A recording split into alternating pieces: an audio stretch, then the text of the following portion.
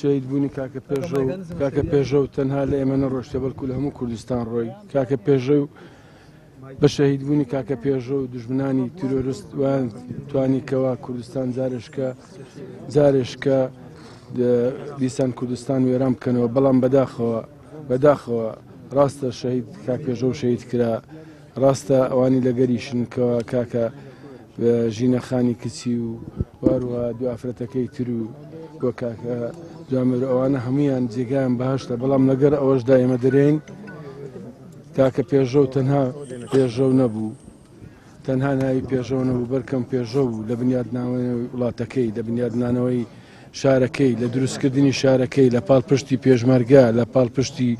فەقیران لە پاڵپشتی شەهیدان ئەوە یەک لەو نقطانەیە کەوا دوژمنان و تیرۆریستان کە چاویان پێهێنایە شەهیدبوونی منداڵێک شەهیدبوونی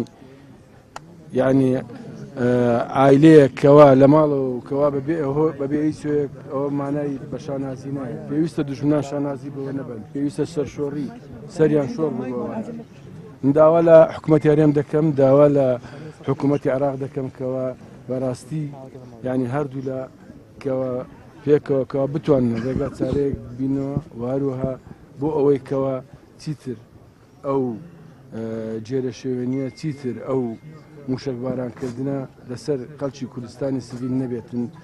خەڵکی تکرد نەبتە قوربان وەچی کاکە پێژەو هیواداریشم کەوا خینی کاکە پێژەو بەلاژ نووسیە هەرچەندە کاکە پێژەو نەک تەنهایی ماڵی مەجیداغا و هەموو دزەی و بەڵکەمی هەموو خەڵکی هەولێر و کوردستان بوو بەڵام ئێمە وەکو بنەماڵی کاکە پێژەو زۆر سوپاسی هەموو لایەک دەکەین بە خێراتنیان دەکەینەوە ئیشاڵڵا خینیوی بەلاژ ناڕوە ئیشاڵڵا تۆرەوی دەکرێتەوە ئیشاڵڵا جێگای باشتە زۆر سوپاسان دەکەین.